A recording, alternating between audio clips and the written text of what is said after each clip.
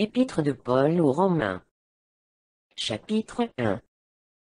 Paul, serviteur de Jésus-Christ, appelé à être apôtre, mis à part pour annoncer l'évangile de Dieu, qui avait été promis auparavant, de la part de Dieu par ses prophètes dans les Saintes Écritures, et qui concerne son Fils, né de la postérité de David, selon la chair, et déclaré Fils de Dieu avec puissance, selon l'Esprit de sainteté, par sa résurrection d'entre les morts, Jésus-Christ notre Seigneur, par qui nous avons reçu la grâce et l'apostolat, pour amener en son nom à l'obéissance de la foi tous les païens, parmi lesquels vous êtes aussi, vous qui avez été appelés par Jésus-Christ, à tous ceux qui, à Rome, sont bien-aimés de Dieu, appelés à être saints, que la grâce et la paix vous soient données de la part de Dieu notre Père, et du Seigneur Jésus-Christ.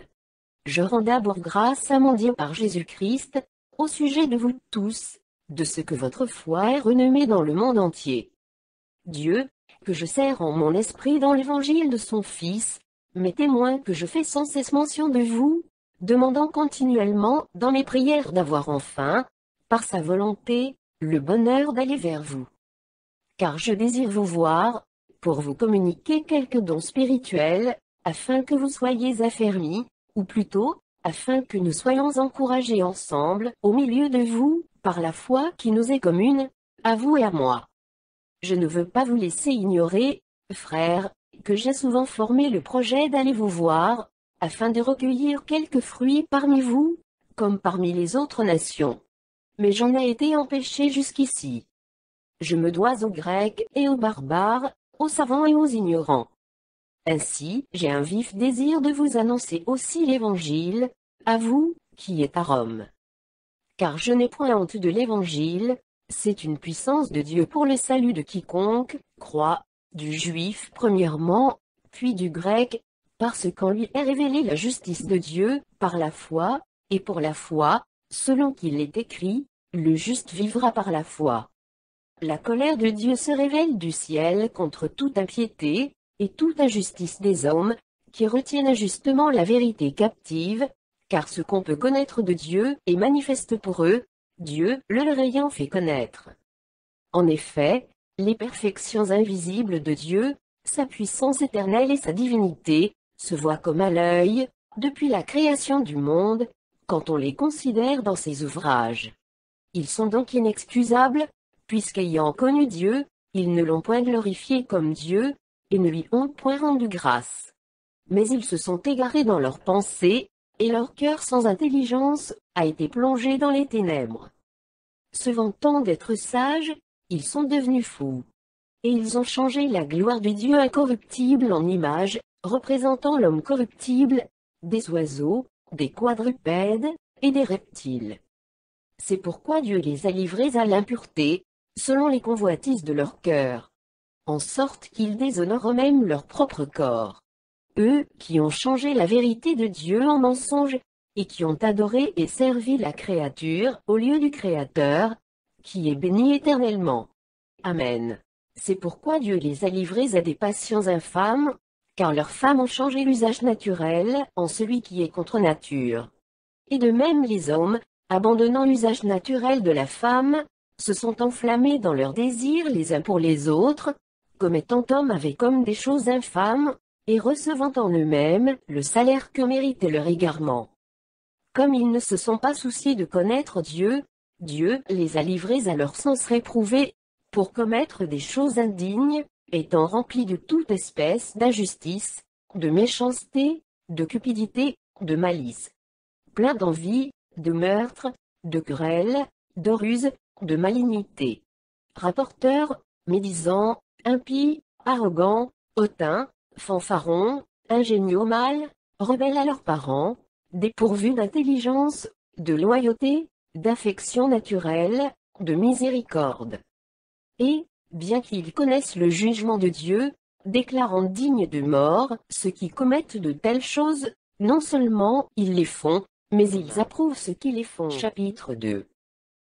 Ô homme, qui que tu sois, toi, qui juges, tu es donc inexcusable. Car, en jugeant les autres, tu te condamnes toi-même, puisque toi qui juges, tu fais les mêmes choses. Nous savons, en effet, que le jugement de Dieu contre ceux qui commettent de telles choses est selon la vérité.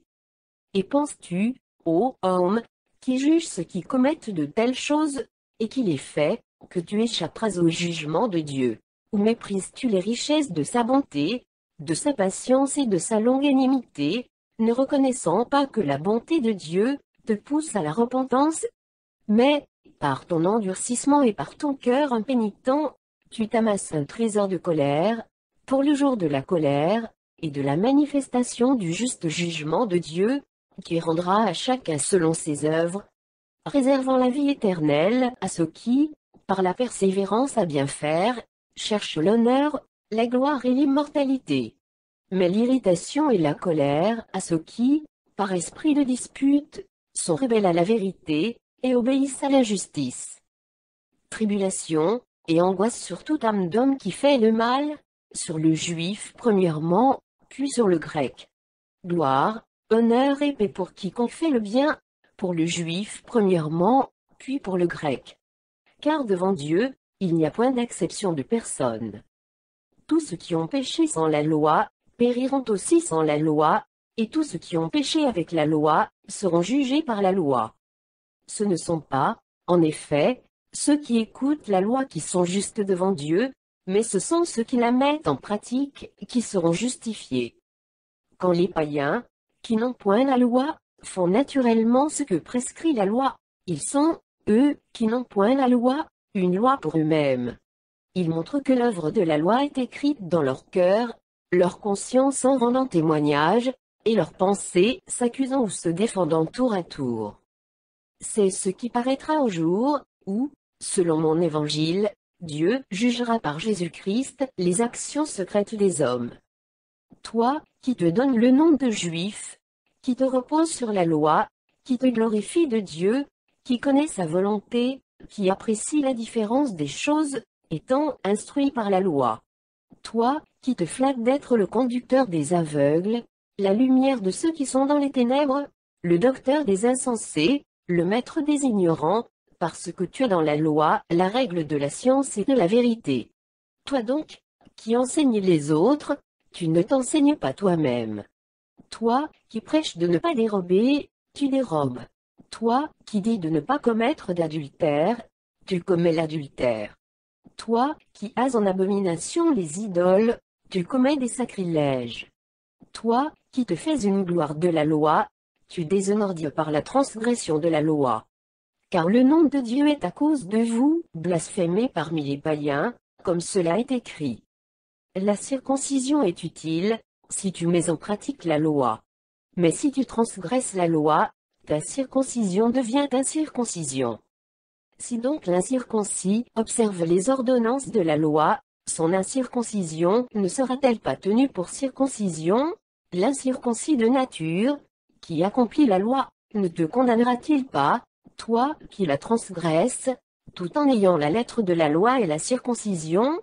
Le juif, ce n'est pas celui qui en allait dehors. Et la circoncision, ce n'est pas celle qui est visible dans la chair.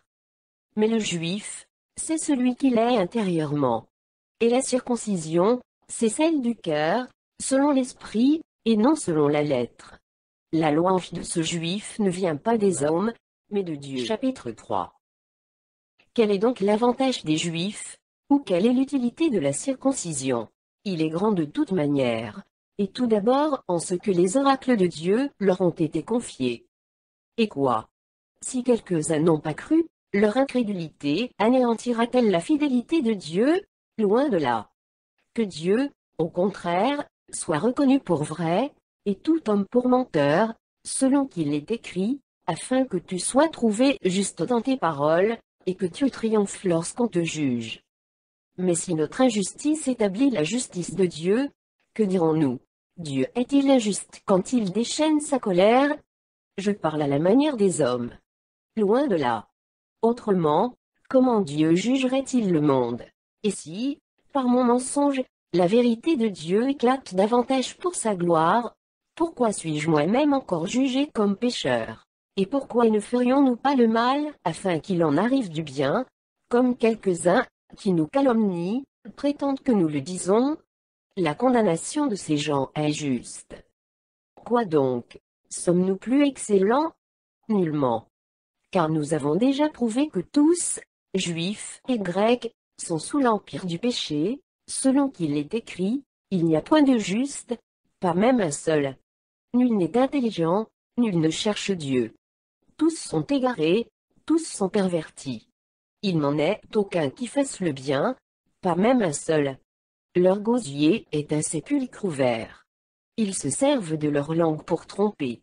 Ils ont sous leurs lèvres un venin d'aspic. Leur bouche est pleine de malédiction et d'amertume. Ils ont les pieds légers pour répandre le sang. La destruction et le malheur sont sur leur route. Ils ne connaissent pas le chemin de la paix.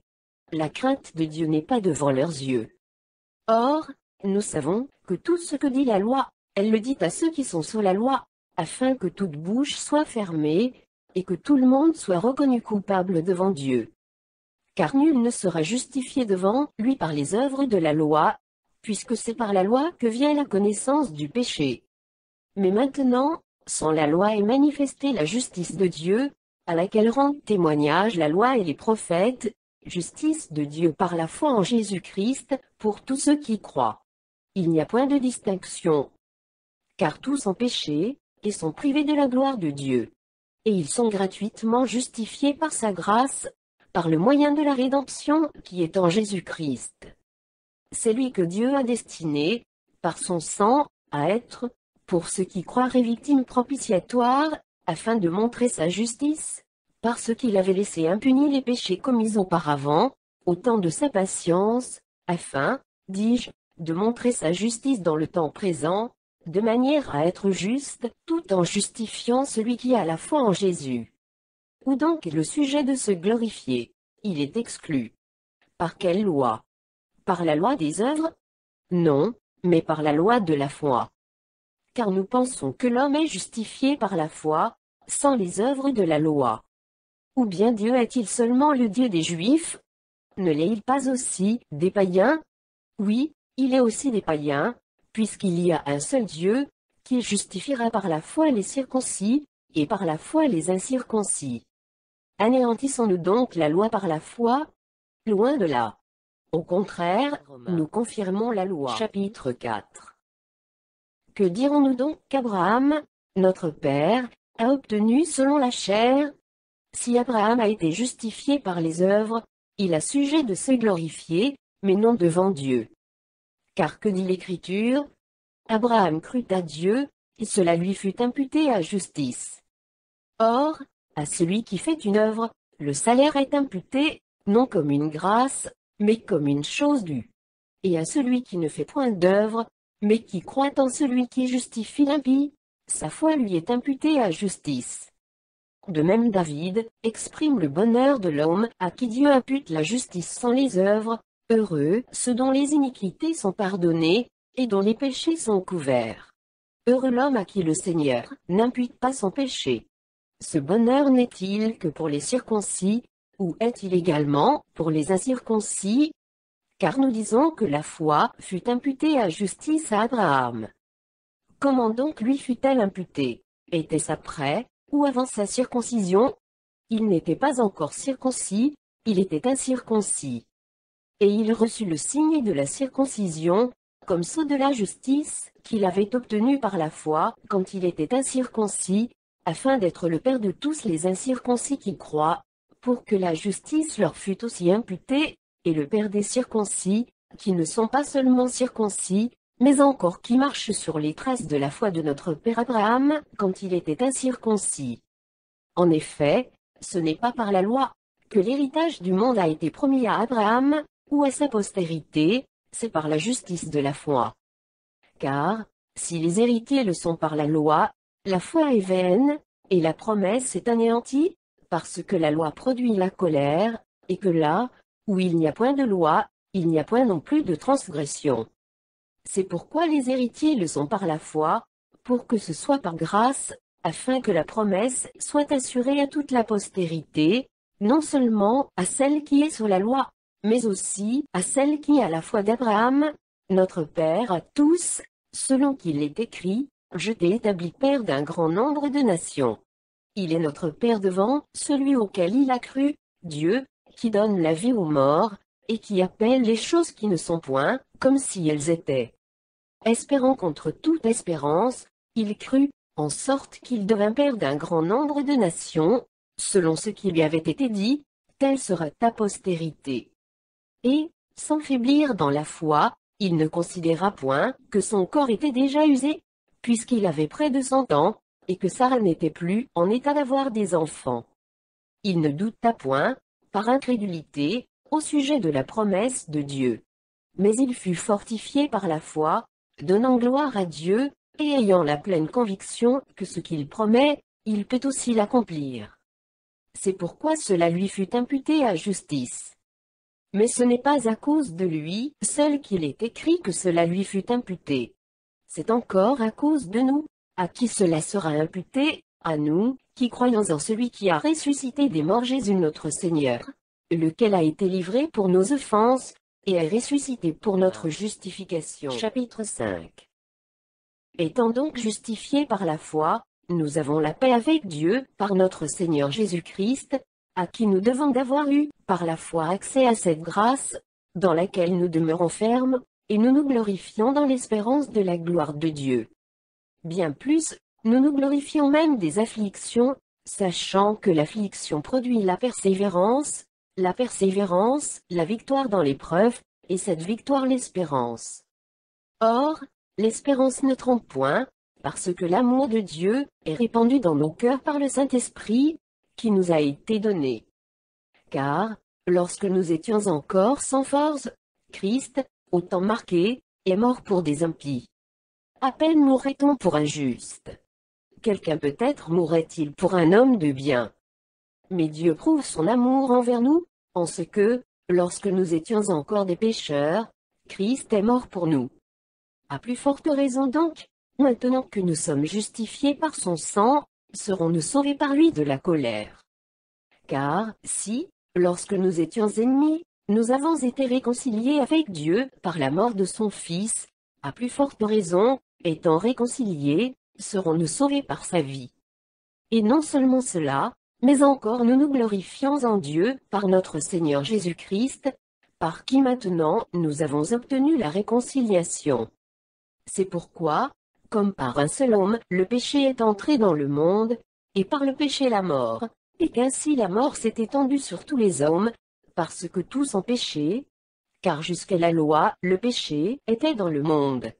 Or, le péché n'est pas imputé, quand il n'y a point de loi.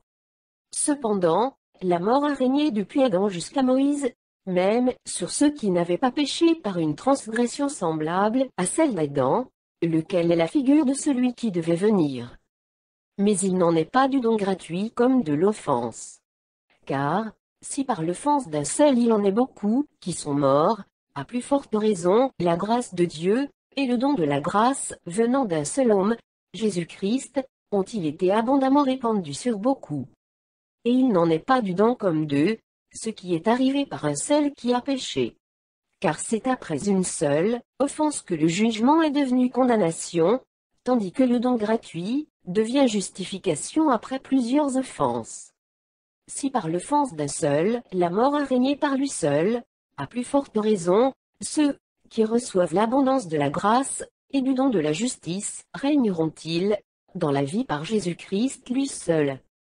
Ainsi donc, comme par une seule offense, la condamnation a atteint tous les hommes, de même par un seul acte de justice la justification, qui donne la vie s'étend à tous les hommes. Car, comme par la désobéissance d'un seul homme beaucoup ont été rendus pécheurs, de même par l'obéissance d'un seul beaucoup seront rendus justes. Or, la loi est intervenue pour que l'offense abondât, mais là où le péché a abondé, la grâce a surabondé, afin que, comme le péché a régné par la mort, ainsi la grâce régna par la justice pour la vie éternelle, par Jésus-Christ notre Seigneur. Chapitre 6. Que dirons-nous donc? Demeurerions-nous dans le péché, afin que la grâce abonde? Loin de là. Nous qui sommes morts au péché, comment vivrions-nous encore dans le péché? Ignorez-vous que nous tous, qui avons été baptisés en Jésus-Christ, c'est en sa mort que nous avons été baptisés? Nous avons donc été ensevelis avec lui par le baptême en sa mort, afin que, comme Christ est ressuscité des morts par la gloire du Père, de même nous aussi, nous marchions en nouveauté de vie. En effet, si nous sommes devenus une même plante avec lui, par la conformité à sa mort, nous le serons aussi, par la conformité à sa résurrection, sachant que notre vieil homme a été crucifié avec lui, afin que le corps du péché fût détruit, pour que nous ne soyons plus esclaves du péché. Car celui qui est mort est libre du péché. Or, si nous sommes morts avec Christ, nous croyons que nous vivrons aussi avec lui, sachant que Christ ressuscité des morts ne meurt plus. La mort n'a plus de pouvoir sur lui. Car il est mort, et c'est pour le péché qu'il est mort une fois pour toutes. Il est revenu à la vie, et c'est pour Dieu qu'il vit. Ainsi vous-même, regardez-vous comme morts au péché, et comme vivants pour Dieu en Jésus-Christ. Que le péché ne règne donc point dans votre corps mortel, et n'obéissez pas à ses convoitises. Ne livrez pas vos membres au péché, comme des instruments d'iniquité. Mais donnez-vous vous-même à Dieu, comme étant vivants de mort que vous étiez, et offrez à Dieu vos membres, comme des instruments de justice. Car le péché n'aura point de pouvoir sur vous, puisque vous êtes, non sous la loi, mais sous la grâce. Quoi donc? Pécherions-nous, parce que nous sommes, non sous la loi, mais sous la grâce? Loin de là. Ne savez-vous pas qu'en vous, livrant à quelqu'un comme esclave pour lui obéir, vous êtes esclave de celui à qui vous obéissez, soit du péché qui conduit à la mort, soit de l'obéissance qui conduit à la justice? Mais grâce soit rendue à Dieu, de ce que, après avoir été esclave du péché, vous avez obéi de cœur à la règle de doctrine, dans laquelle vous avez été instruits. Ayant été affranchis du péché, vous êtes devenus esclaves de la justice. Je parle à la manière des hommes, à cause de la faiblesse de votre chair. De même donc que vous avez livré vos membres comme esclaves à l'impureté, et à l'iniquité, pour arriver à l'iniquité, ainsi maintenant, livrez vos membres comme esclaves à la justice, pour arriver à la sainteté. Car, lorsque vous étiez esclaves du péché, vous étiez libres à l'égard de la justice. Quels fruits portiez-vous alors? Des fruits dont vous rougissez aujourd'hui. Car la fin de ces choses, c'est la mort. Mais maintenant, étant affranchis du péché, et devenus esclaves de Dieu, vous avez pour fruit la sainteté, et pour fin, la vie éternelle. Car le salaire du péché, c'est la mort. Mais le don gratuit de Dieu, c'est la vie éternelle en Jésus-Christ notre Seigneur. Chapitre 7. Ignorez-vous, frères, car je parle à des gens qui connaissent la loi, que la loi exerce son pouvoir sur l'homme aussi longtemps qu'il vit. Ainsi, une femme mariée est liée par la loi à son mari, tant qu'il est vivant. Mais si le mari meurt, elle est dégagée de la loi, qui la liait à son mari. Si donc, du vivant de son mari, elle devient la femme d'un autre homme, elle sera appelée adultère. Mais si le mari meurt, elle est affranchie de la loi, de sorte qu'elle n'est point adultère en devenant la femme d'un autre. De même, mes frères, vous aussi, vous avez été, par le corps de Christ, mis à mort en ce qui concerne la loi, pour que vous apparteniez à un autre, à celui qui est ressuscité des morts, afin que nous portions des fruits pour Dieu. Car, lorsque nous étions dans la chair, les passions des péchés provoqués par la loi, agissaient dans nos membres, de sorte que nous portions des fruits pour la mort.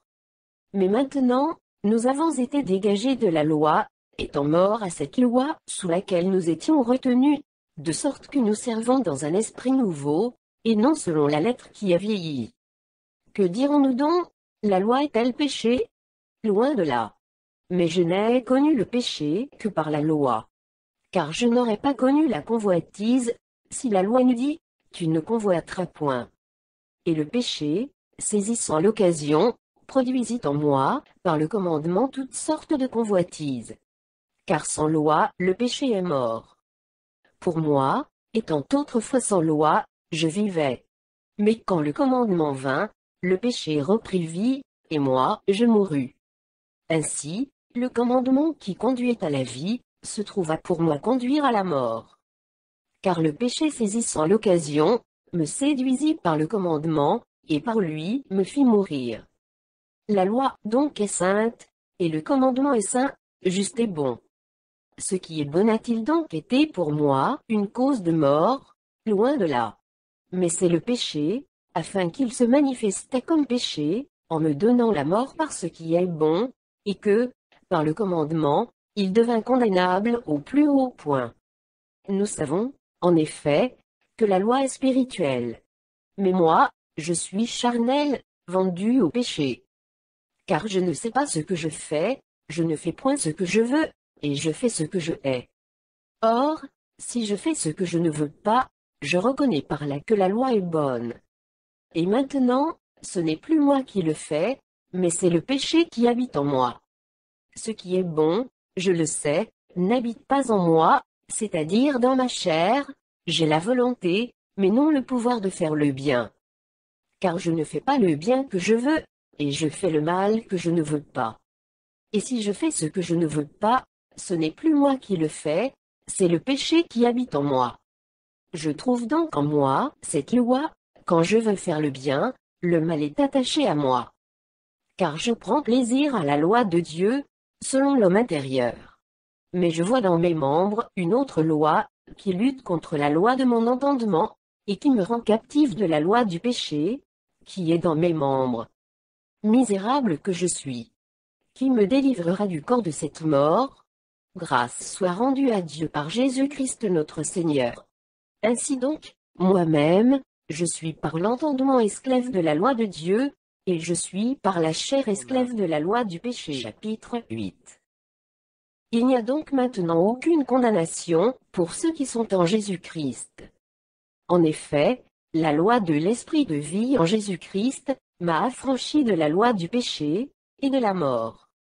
Car chose impossible à la loi, parce que la chair la rendait sans force, Dieu a condamné le péché dans la chair, en envoyant, à cause du péché, son propre Fils dans une chair semblable à celle du péché, et cela afin que la justice de la loi fût accomplie en nous, qui marchons, non selon la chair, mais selon l'esprit.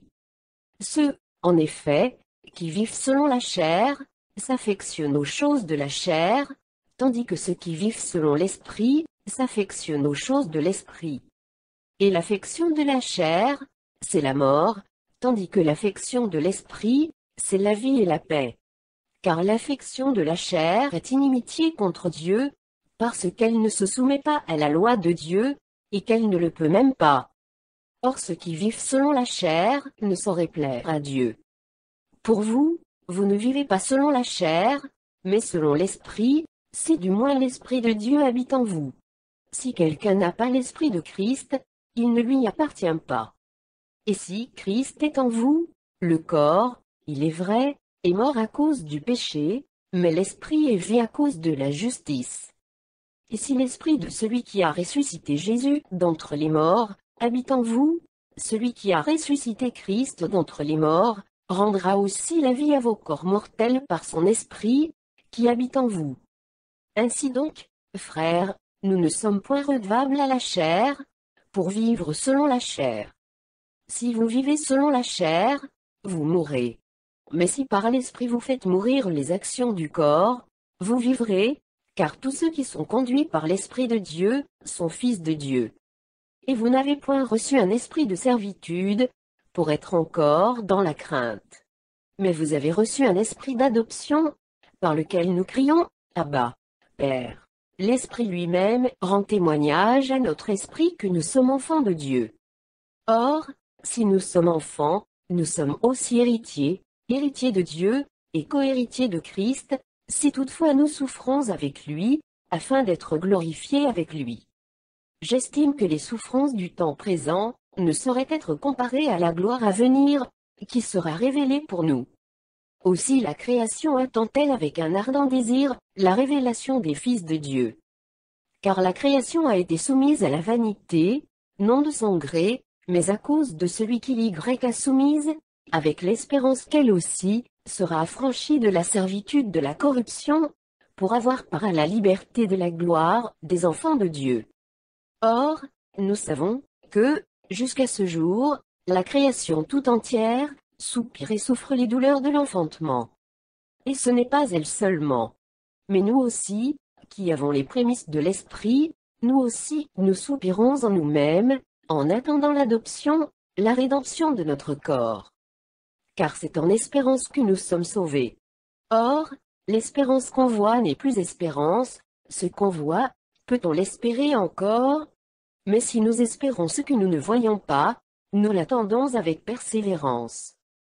De même, aussi, l'Esprit nous aide dans notre faiblesse, car nous ne savons pas ce qu'il nous convient de demander dans nos prières. Mais l'Esprit lui-même intercède par des soupirs inexprimables. Et celui qui sonde les cœurs, connaît quelle est la pensée de l'Esprit, parce que c'est selon Dieu qu'il intercède en faveur des saints. Nous savons, du reste, que toute chose concourt au bien de ceux qui aiment Dieu, de ceux qui sont appelés selon son dessein. Car ceux qu'il a connus d'avance, il les a aussi prédestinés à être semblables à l'image de son Fils, afin que son Fils fût le premier-né entre plusieurs frères. Et ceux qu'il a prédestinés, il les a aussi appelés.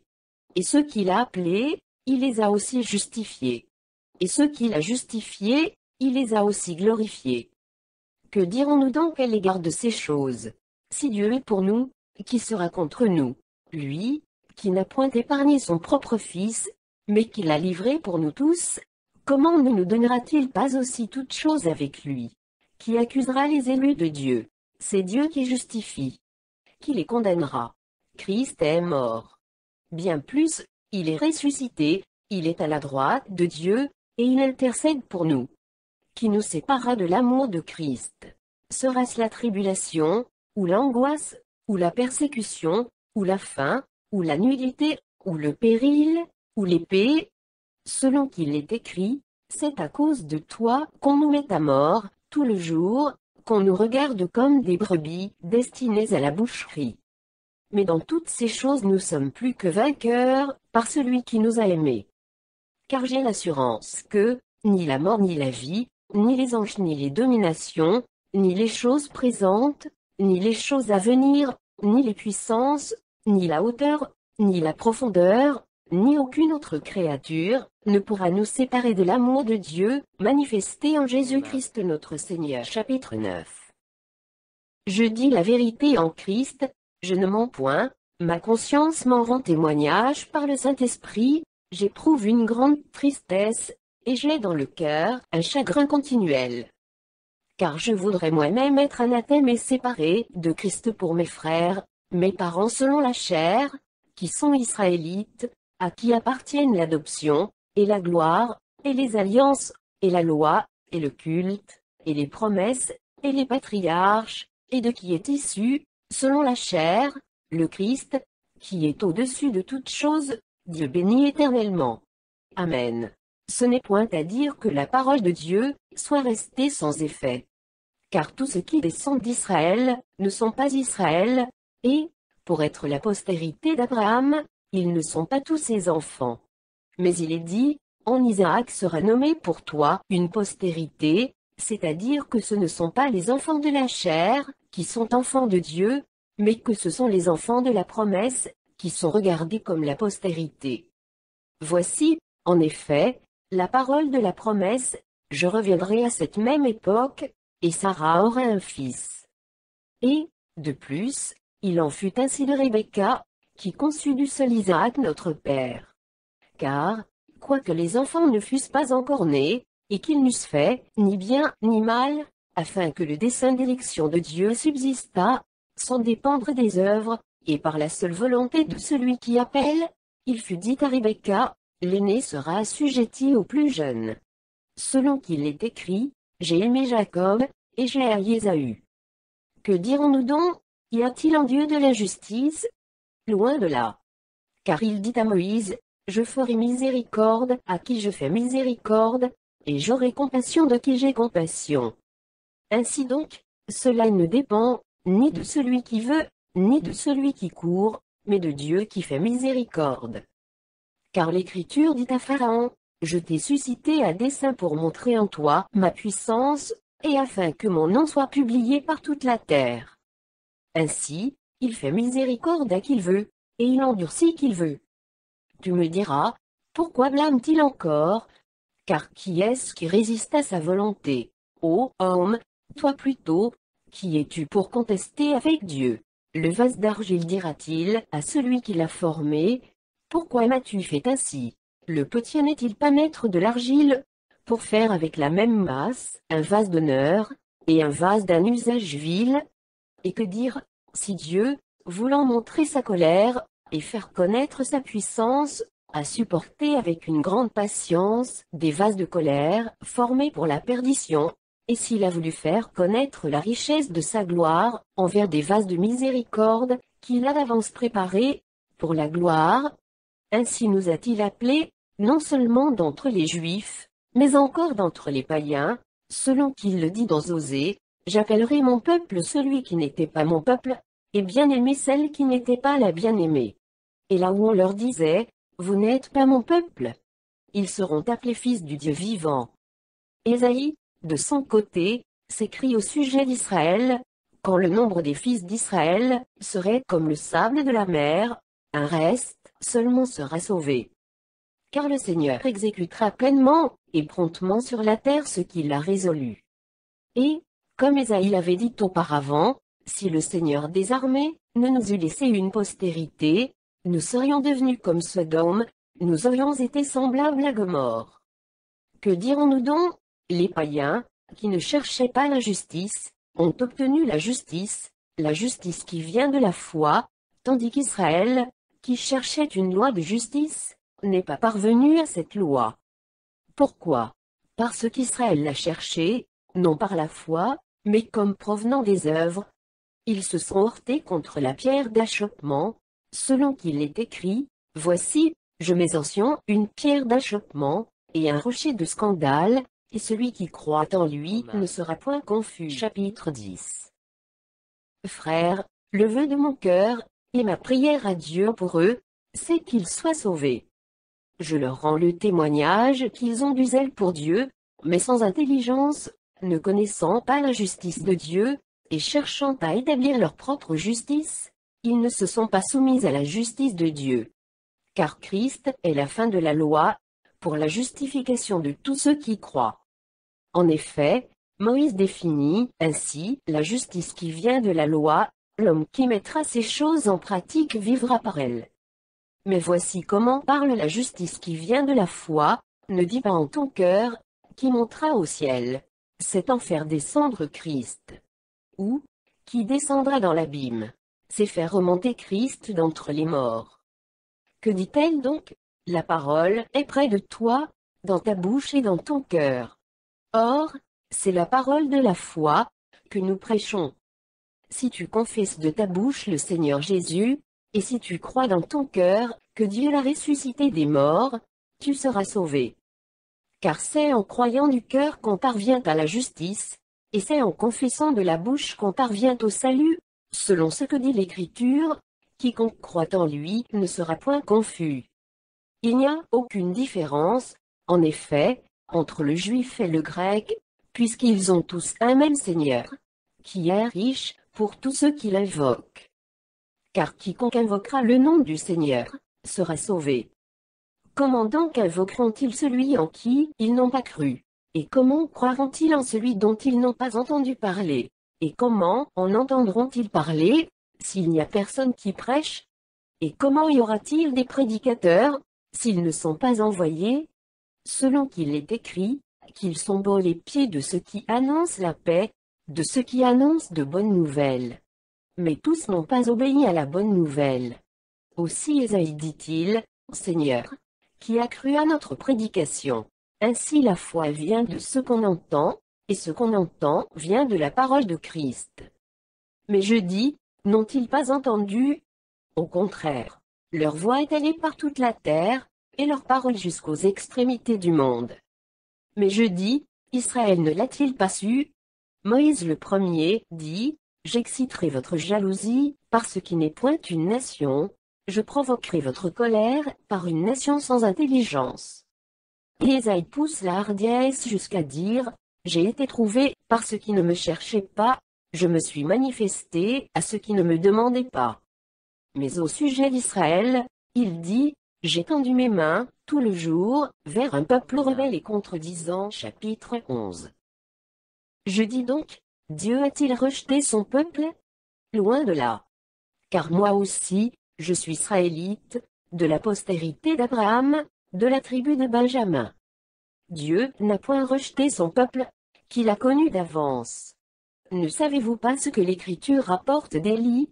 Comment il adresse à Dieu cette plainte contre Israël? Seigneur, ils ont tué tes prophètes, ils ont renversé tes autels. Je suis resté moi seul, et ils cherchent à m'ôter la vie. Mais quelle réponse, Dieu, lui fait-il? Je me suis réservé 7000 hommes, qui n'ont point fléchi le genou devant Baal. De même aussi dans le temps présent, il y a un reste, selon l'élection de la grâce. Or, si c'est par grâce, ce n'est plus par les œuvres. Autrement, la grâce n'est plus une grâce. Et si c'est par les œuvres, ce n'est plus une grâce. Autrement, l'œuvre n'est plus une œuvre. Quoi donc? Ce qu'Israël cherche, il ne l'a pas obtenu, mais l'élection l'a obtenu, tandis que les autres ont été endurcis, selon qu'il est écrit, Dieu leur a donné un esprit d'assoupissement, des yeux pour ne point voir, et des oreilles pour ne point entendre, jusqu'à ce jour. Et David dit, que leur table soit pour eux un piège, un filet, une occasion de chute, et une rétribution. Que leurs yeux soient obscurcis pour ne point voir, et tient leur dos, continuellement courbé. Je dis donc, est-ce pour tomber qu'ils ont bronché? Loin de là. Mais, par leur chute, le salut est devenu accessible aux païens, afin qu'ils fussent excités à la jalousie. Or, si leur chute a été la richesse du monde, et leur amoindrissement la richesse des païens, combien plus en sera-t-il ainsi quand ils se convertiront tous? Je vous le dis à vous, païens, en tant que je suis apôtre des païens, je glorifie mon ministère, afin, s'il est possible, d'exciter la jalousie de ceux de ma race, et d'en sauver quelques-uns. Car si leur rejet a été la réconciliation du monde, que sera leur réintégration, sinon une vie d'entre les morts? Or, si les prémices sont saintes, la masse l'est aussi. Et si la racine est sainte, les branches le sont aussi. Mais si quelques-unes des branches ont été retranchées, et si toi, qui étais un olivier sauvage, tu as été hanté à leur place, et rendu participant de la racine, et de la graisse de l'olivier, ne te glorifie pas aux dépens de ces branches. Si tu te glorifies, sache que ce n'est pas toi qui portes la racine, mais que c'est la racine qui te porte. Tu diras donc, les branches ont été retranchées, afin que moi, je fusse hanté. Cela est vrai. Elles ont été retranchées pour cause d'incrédulité, et toi, tu subsistes par la foi. Ne t'abandonne pas à l'orgueil, mais crains. Car si Dieu n'a pas épargné les branches naturelles, il ne t'épargnera pas non plus. Considère donc la bonté, et la sévérité de Dieu, sévérité envers ceux qui sont tombés, et bonté de Dieu envers toi, si tu demeures ferme dans cette bonté. Autrement, tu seras aussi retranché. Eux de même, s'ils ne persistent pas dans l'incrédulité, ils seront tentés. Car Dieu est puissant pour les enter de nouveau. Si toi, tu as été coupé de l'olivier naturellement sauvage, et hanté contrairement à ta nature sur l'olivier franc, à plus forte raison seront-ils hantés selon leur nature sur leur propre olivier. Car je ne veux pas, frères, que vous ignoriez ce mystère, afin que vous ne vous regardiez point comme sages, c'est qu'une partie d'Israël est tombée dans l'endurcissement, jusqu'à ce que la totalité des païens soit entrée. Et ainsi tout Israël sera sauvé, selon qu'il est écrit, le libérateur viendra de Sion, et il détournera de Jacob les impiétés. Et ce sera mon alliance avec eux, lorsque j'ôterai leurs péchés. En ce qui concerne l'Évangile, ils sont ennemis à cause de vous. Mais en ce qui concerne l'élection, ils sont aimés à cause de leur Père. Car Dieu ne se repent pas de ses dons et de son appel. De même que vous avez autrefois désobéi à Dieu, et que par leur désobéissance, vous avez maintenant obtenu miséricorde, de même, ils ont maintenant désobéi, afin que, par la miséricorde qui vous a été faite, ils obtiennent aussi miséricorde. car Dieu a renfermé tous les hommes dans la désobéissance, pour faire miséricorde à tous. Ô profondeur de la richesse, de la sagesse, et de la science de Dieu! Que ses jugements sont insondables, et ses voies incompréhensibles. Car qui a connu la pensée du Seigneur, ou qui a été son conseiller, qui lui a donné le premier, pour qu'il l'ait à recevoir en retour? C'est de lui, par lui, et pour lui, que sont toutes choses. À lui la gloire dans tous les siècles. Amen. Chapitre 12. Je vous exhorte donc, frères, par les compassions de Dieu, à offrir vos corps comme un sacrifice vivant, saint, agréable à Dieu, ce qui sera de votre part un culte raisonnable. Ne vous conformez pas au siècle présent, mais soyez transformés, par le renouvellement de l'intelligence, afin que vous discerniez quelle est la volonté de Dieu, ce qui est bon, agréable et parfait. Par la grâce qui m'a été donnée, je dis à chacun de vous de n'avoir pas de lui-même une trop haute opinion, mais de revêtir des sentiments modestes, selon la mesure de foi que Dieu a départie à chacun. Car, comme nous avons plusieurs membres dans un seul corps, et que tous les membres n'ont pas la même fonction, ainsi, nous qui sommes plusieurs, nous formons un seul corps en Christ, et nous sommes tous membres les uns des autres. Puisque nous avons des dons différents, selon la grâce qui nous a été accordée, que celui qui a le don de prophétie, l'exerce selon l'analogie de la foi. Que celui qui est appelé au ministère, s'attache à son ministère. Que celui qui enseigne, s'attache à son enseignement, et celui qui exhorte à l'exhortation. Que celui qui donne, le fasse avec libéralité. Que celui qui préside, le fasse avec zèle. Que celui qui pratique la miséricorde, le fasse avec joie. Que la charité soit sans hypocrisie. Ayez le mal en horreur. Attachez-vous fortement au bien. Par amour fraternel, soyez pleins d'affection les uns pour les autres. Par honneur, usez de prévenance réciproque. Ayez du zèle, et non de la paresse. Soyez fervents d'esprit. Servez le Seigneur. Réjouissez-vous en espérance. Soyez patients dans l'affliction. Persévérez dans la prière. Pourvoyez aux besoins des saints. Exercez l'hospitalité. Bénissez ceux qui vous persécutent, bénissez, et ne maudissez pas. Réjouissez-vous avec ceux qui se réjouissent. Pleurez avec ceux qui pleurent. Ayez les mêmes sentiments les uns envers les autres. N'aspirez pas à ce qui est élevé, mais laissez-vous attirer par ce qui est humble. Ne soyez point sages à vos propres yeux. Ne rendez à personne le mal pour le mal. Recherchez ce qui est bien devant tous les hommes. S'il est possible, autant que cela dépend de vous, soyez en paix avec tous les hommes. Ne vous vengez point vous-même, bien-aimés, mais laissez agir la colère. Car il est écrit, « À moi la vengeance, à moi la rétribution, dit le Seigneur. » Mais si ton ennemi a faim, donne-lui à manger. S'il a soif, donne-lui à boire. Car en agissant ainsi, ce sont des charbons ardents que tu amasseras sur sa tête. Ne te laisse pas vaincre par le mal, mais surmonte le mal par le bien. Chapitre 13. Que toute personne soit soumise aux autorités supérieures. Car il n'y a point d'autorité qui ne vienne de Dieu, et les autorités qui existent ont été instituées de Dieu. C'est pourquoi celui qui s'oppose à l'autorité résiste à l'ordre que Dieu a établi, et ceux qui résistent attireront une condamnation sur eux-mêmes. Ce n'est pas pour une bonne action, c'est pour une mauvaise, que les magistrats sont à redouter. Veux-tu ne pas craindre l'autorité? Fais le bien, et tu auras son approbation. Le magistrat est serviteur de Dieu pour ton bien. Mais si tu fais le mal, crains.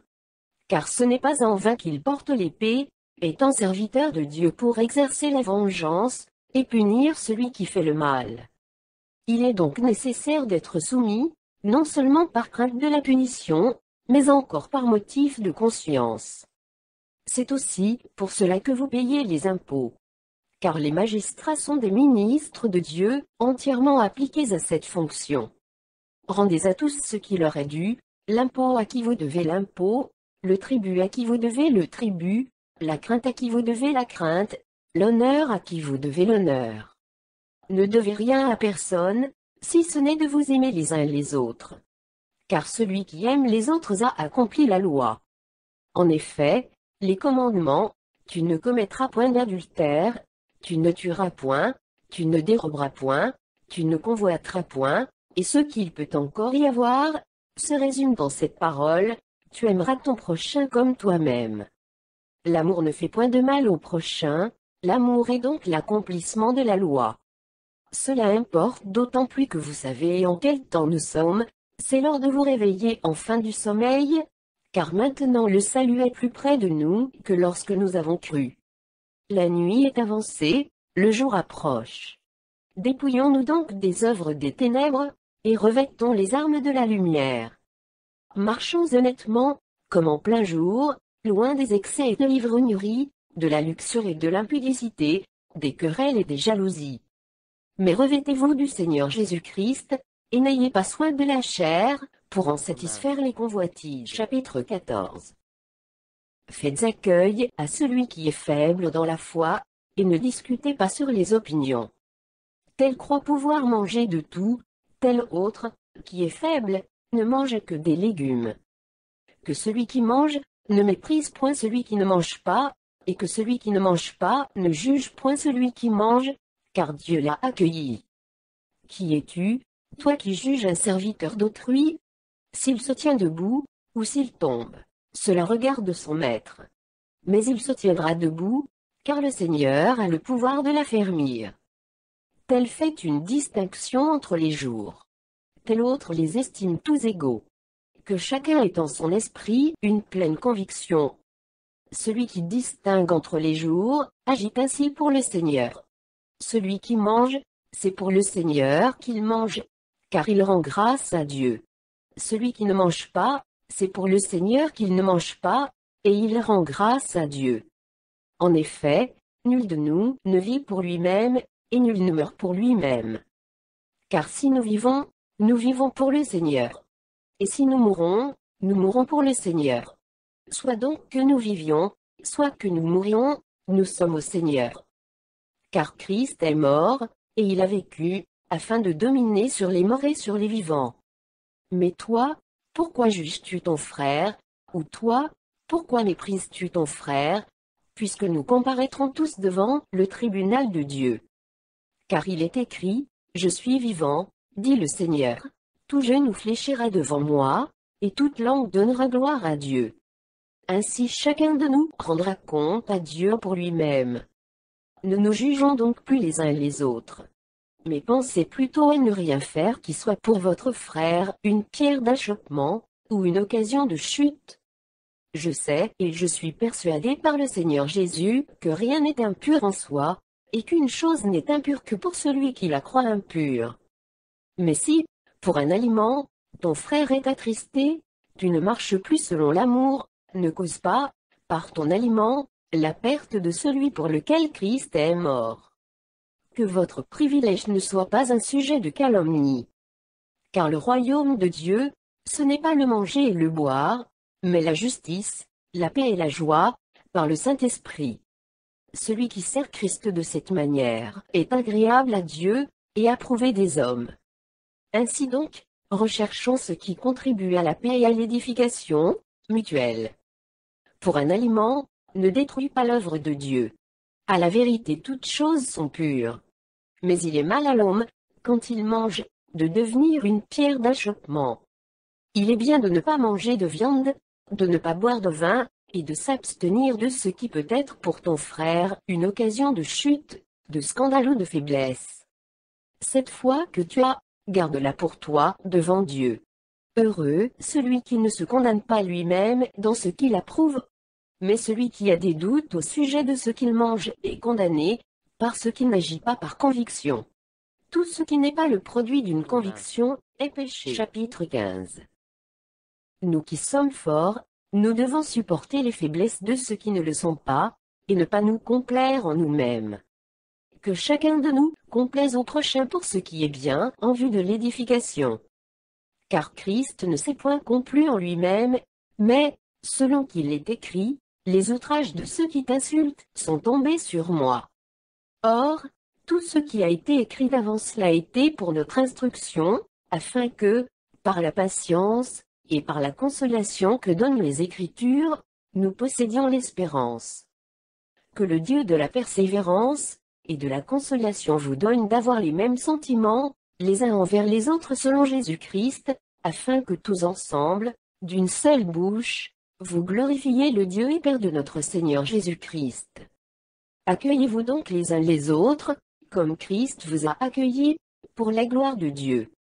Je dis, en effet, que Christ a été serviteur des circoncis, pour prouver la véracité de Dieu, en confirmant les promesses faites au Père, tandis que les païens glorifient Dieu à cause de sa miséricorde, selon qu'il est écrit, « C'est pourquoi je te louerai parmi les nations, et je chanterai à la gloire de ton nom. » Il est dit encore, « Nations, réjouissez-vous avec son peuple. » Et encore, « Louez le Seigneur, vous toutes les nations, célébrez-le, vous tous les peuples. » Ésaïe dit aussi, « Il sortira d'Isaïe un rejeton, qui se lèvera pour régner sur les nations.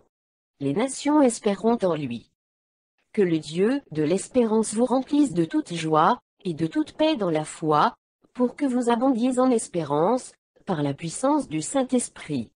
Pour ce qui vous concerne, mes frères, je suis moi-même persuadé que vous êtes pleins de bonnes dispositions, remplis de toute connaissance, et capables de vous exhorter les uns les autres.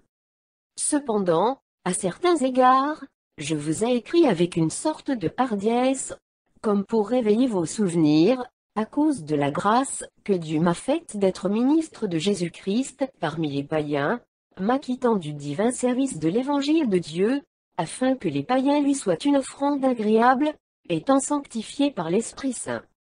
J'ai donc sujet de me glorifier en Jésus-Christ, pour ce qui regarde les choses de Dieu. Car je n'oserais mentionner aucune chose que Christ n'ait pas faite par moi, pour amener les païens à l'obéissance, par la parole et par les actes, par la puissance des miracles et des prodiges, par la puissance de l'Esprit de Dieu, en sorte que, depuis Jérusalem et les pays voisins jusqu'en Illyrie, j'ai abondamment répandu l'évangile de Christ. Et je me suis fait honneur d'annoncer l'évangile, là où Christ n'avait point été nommé, afin de ne pas bâtir sur le fondement d'autrui, selon qu'il est écrit, ceux à qui il n'avait point été annoncé verront, et ceux qui n'en avaient point entendu parler, comprendront. C'est ce qui m'a souvent empêché d'aller vers vous. Mais maintenant, n'ayant plus rien qui me retienne dans ces contrées, et ayant depuis plusieurs années le désir d'aller vers vous, j'espère vous voir en passant, quand je me rendrai en Espagne, et être accompagné par vous, après que j'aurai satisfait en partie mon désir de me trouver chez vous. Présentement, je vais à Jérusalem, pour le service des saints. Car la Macédoine et l'Achaïe ont bien voulu s'imposer une contribution, en faveur des pauvres parmi les saints de Jérusalem. Elles l'ont bien voulu, et elles le leur devaient. Car si les païens ont eu part à leurs avantages spirituels, ils doivent aussi les assister dans les choses temporelles. Dès que j'aurai terminé cette affaire, et que je leur aurai remis ces dons, je partirai pour l'Espagne, et passerai chez vous. Je sais qu'en allant vers vous, c'est avec une pleine bénédiction de Christ que j'irai. Je vous exhorte, frères, par notre Seigneur Jésus-Christ, et par l'amour de l'Esprit, à combattre avec moi, en adressant à Dieu des prières en ma faveur, afin que je sois délivré des incrédules de la Judée, et que les dons que je porte à Jérusalem soient agréés des saints, en sorte que j'arrive chez vous avec joie, si c'est la volonté de Dieu, et que je jouisse au milieu de vous de quelque repos. Que le Dieu de paix soit avec vous tous. Amen. Chapitre 16. Je vous recommande Phobé, notre sœur, qui est diaconesse de l'église de Sancré, afin que vous la receviez en notre Seigneur, d'une manière digne des saints, et que vous l'assistiez dans les choses où elle aurait besoin de vous, car elle a donné aide à plusieurs et à moi-même. Saluez Prisca et Aquila, mes compagnons d'œuvre en Jésus-Christ, qui ont exposé leur tête pour sauver ma vie. Ce n'est pas moi seul qui leur rend grâce, ce sont encore toutes les églises des païens. Saluez aussi l'église qui est dans leur maison. Saluez Épaïnette, mon bien-aimé, qui a été pour Christ les prémices de l'Asie. Saluez Marie, qui a pris beaucoup de peine pour vous. Saluez Andronicus et Junia, mes parents, et mes compagnons de captivité, qui jouissent d'une grande considération parmi les apôtres, et qui même ont été en Christ avant moi. Saluez Amplia, mon bien-aimé dans le Seigneur. Saluez Urbain, notre compagnon d'œuvre en Christ, et Stachie, mon bien-aimé. Saluez Apelles, qui est éprouvé en Christ. Saluez ceux de la maison d'Aristobule. Saluez Hérodion, mon parent. Saluez ceux de la maison de Narcisse, qui sont dans le Seigneur. Saluez Tryphène et Tryphose, qui travaillent pour le Seigneur. Saluez Perside, la bien-aimée, qui a beaucoup travaillé pour le Seigneur. Saluez Rufus, l'élu du Seigneur, et sa mère, qui est aussi la mienne.